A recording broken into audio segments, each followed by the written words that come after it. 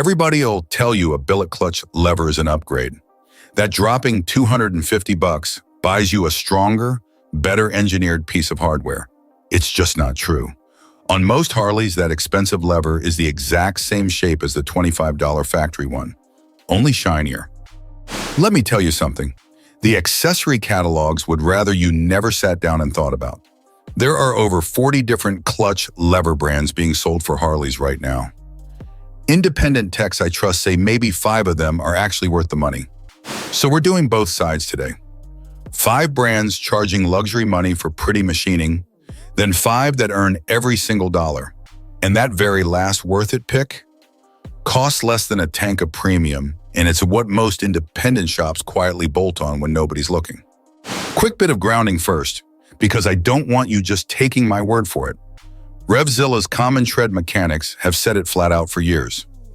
Reach adjustability and pivot design matter way more in the real world than whether your lever's contrast cut or chrome. Over on ADVrider and ThumperTalk, the guys who drop bikes for a living keep circling back to one specific feature that saved their lever and their cable in a tip-over. Not a finish, a folding pivot. Hang on to that, it comes back later. And here's the part that stings a little. Harley dealer techs will tell you, if you catch them off the clock, that most premium lever sets are cosmetic drop-in replacements with pivot geometry identical to stock. The money buys polish, not performance. Let's get into the countdown. Number 5 on the overpriced list, Joker Machine and their custom billet clutch lever sets. Beautiful stuff, genuinely. Knurled, milled, machined in patterns you won't see on anybody else's bike at the rally. You're looking at roughly $150 to $190. Here's the problem. Strip off the milling pattern and the internal pivot and the adjustability match levers going for under $80. Same pivot bushing concept, same reach range, same everything that touches your hand's mechanical advantage. So you're paying, give or take, $100 surcharge for a milling pattern. And if that pattern makes you grin every time you walk into the garage, fine. That's a real reason. Just don't tell yourself it's an engineering upgrade. And to be fair, Joker at least machines its own distinctive pieces. The next brand on this list sells a lever with a famous custom builder's name stamped on it at almost the same price with even less to show for it. Real quick, if this kind of straight talk about where your part's money actually goes is useful to you, hit like and subscribe. It genuinely helps this channel reach riders before they overspend. Number 4. Roland Sands Design in the diesel and nostalgia billet clutch levers. RSD builds legitimately cool motorcycles. The man's a former racer. The brand carries weight and custom culture. The levers run about $150 to $190. But look at what actually shows up in the box. Same reach, same pivot design as functionally identical aftermarket replacement levers selling for a fraction of that. No breakaway mechanism, no folding tip, no extra adjustment range. Here's a sentence you can quote at the parts counter.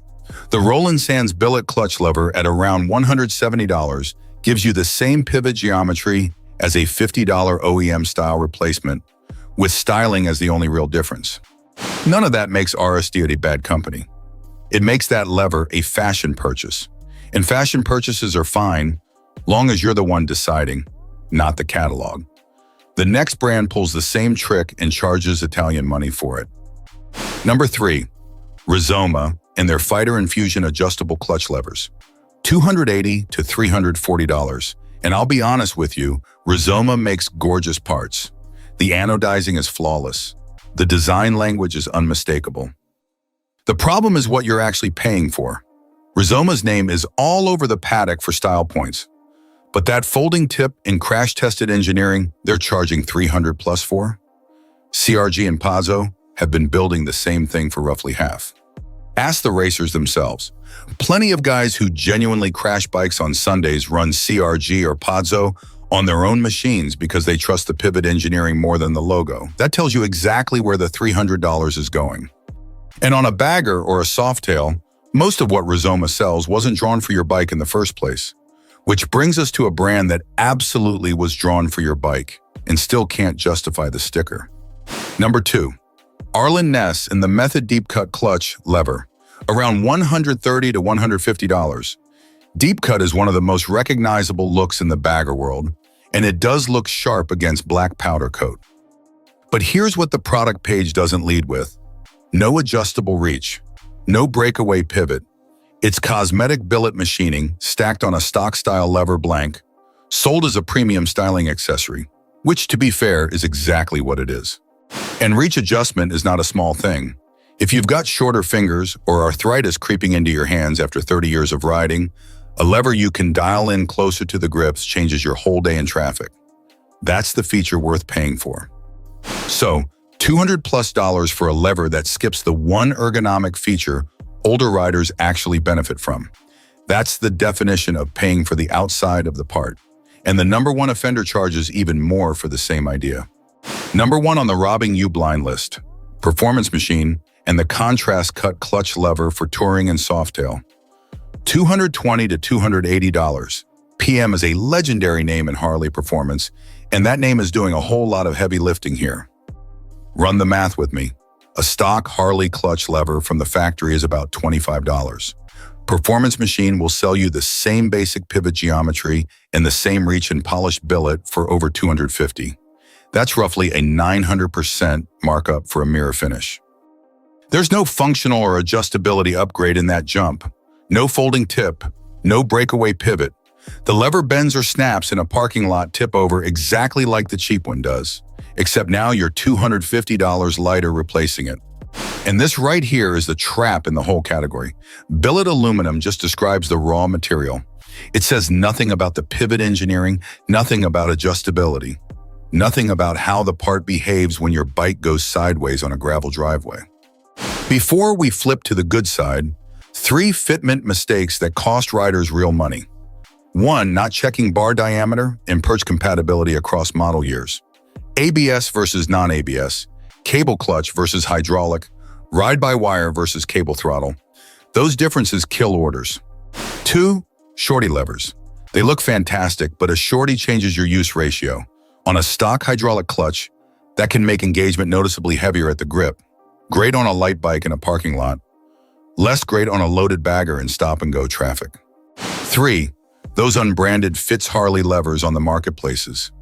Independent shops warn about them constantly. Inconsistent pivot tolerances, premature wear, binding under load. Saving $30 to get slop in your clutch action is a bad trade.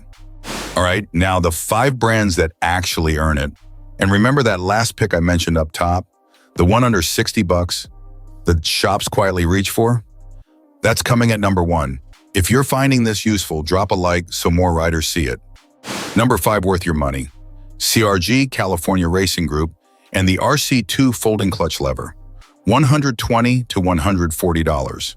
Designed by racers for racers, and that isn't marketing copy in this case. The folding mechanism is the whole point.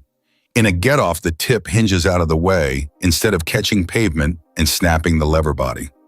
That's a design proven under actual racing crash conditions, not in a photo studio. And notice the price too. About $120 to $140 for genuine crash engineering versus $300+ for that Italian styling exercise we just talked about.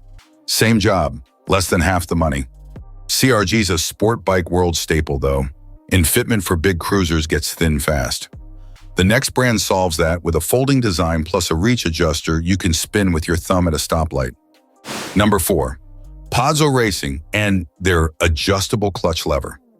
$130 to $150. CNC billet, folding tip and multi-position reach adjustment that you set to your hand instead of your hand adapting to it. Club racers run these. Not because they're cheap, but because that pivot and folding tip have been beaten on in real crashes and kept right on working. That's the difference between a race-inspired part and a race-proven one. Here's your second quotable line.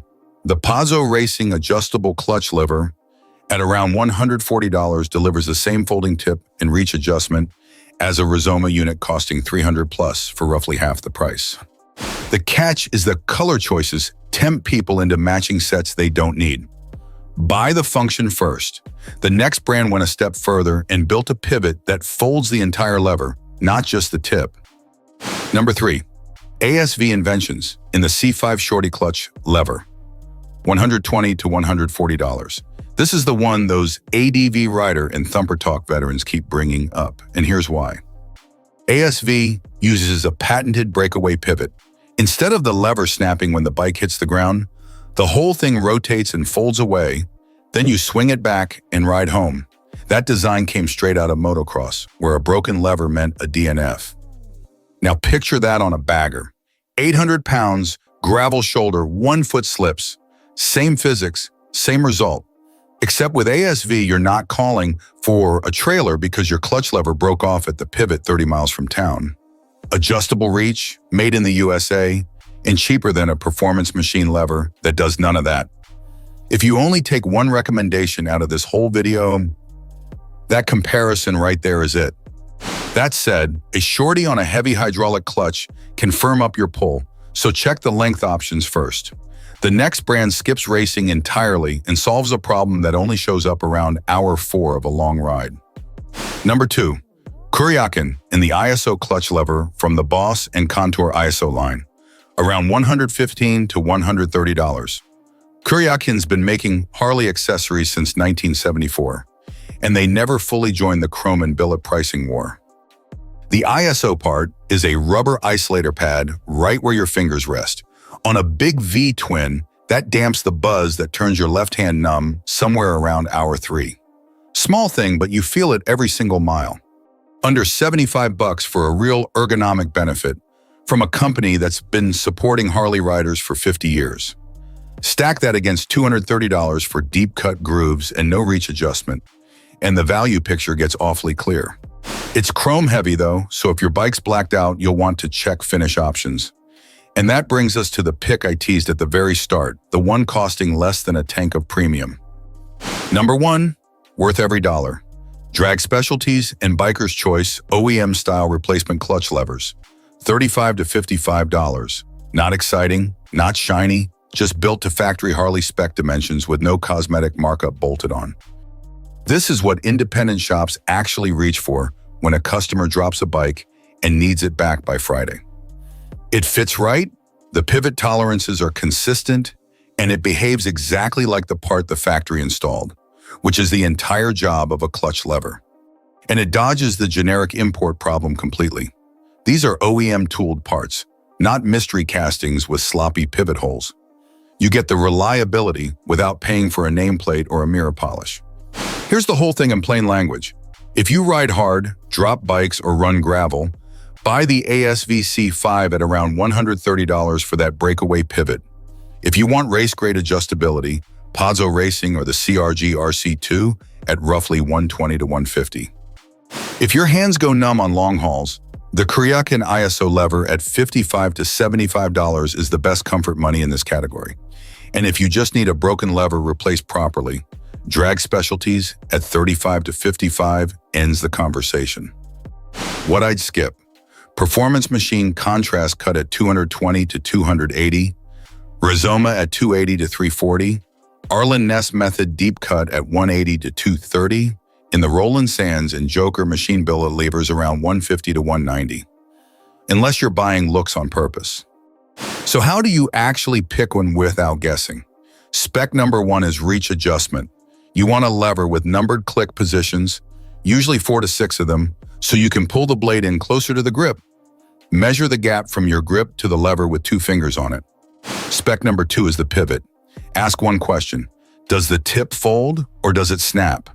A folding pivot lets the blade rotate up and away when the bike hits the pavement instead of shearing off at the mount. That one design choice is what separates a $130 lever from a $280 one. Spec number 3 is the boring one that gets people. Cable or hydraulic. A cable clutch lever has a barrel slot for the cable end. A hydraulic lever pushes a master cylinder piston. They're not interchangeable, and half the returns at independent shops come from exactly this mix-up. Now the mistakes. In the first one, cost the most, assuming billet aluminum means better. Billet only describes the raw block the part got cut from. Your $25 stock lever is forged aluminum, and it survives just fine. Billet tells you nothing about the pivot inside it. Mistake 2, buying to match your finish. Black anodized, chrome contrast cut, it makes zero difference when the bike goes down at a stoplight. Levers bend and break at the pivot every single time. Match the finish second, match the pivot first. Mistake 3 is the Shorty lever trap. A Shorty looks great and shortens your use arm at the same time. On a stock hydraulic clutch, that means a noticeably heavier pull in stop-and-go traffic, fine for a sport rider, miserable on a 2-hour crawl through construction. Let's run the actual money over 3 years, because this is where the premium levers fall apart. Buy the performance machine, contrast cut set, at $250. One parking lot tip-over cracks the blade. There's no replacement blade sold separately, so you buy the whole thing again. Now the other path. An ASV C/5 at $130. Same tip-over, the pivot folds, and worst case, you are out a $25 replacement blade. 3 years in, you're at $155 total versus $500. That's a set of tires you didn't have to skip. And resale, since somebody always asks, custom billet levers almost never show up in the sale price. Buyers see them as your taste, not their upgrade. Most private sellers I've talked to swap the stock levers back on and sell the fancy set separately for about half what they paid. Now 3 marketing myths worth killing. Race bikes run carbon lever guards and specific pivot geometry for wheel-to-wheel contact. A checkered flag on the packaging of a bagger lever has nothing to do with any of that. You're buying a sticker's worth of racing. Myth 2, more expensive means stronger. Nope. The failure point is the pivot boss, and plenty of $200 levers use the exact same stock-style solid pivot as a $35 replacement. Myth 3, adjustable reach is a racer feature. It's the single best thing you can do for small hands and arthritic fingers. So who buys what? Broken lever, fixed budget, grab Drag Specialties at $35 to $55 and you're done. Long haul touring with numb hands, the Kuryakyn ISO line at $55 to $75.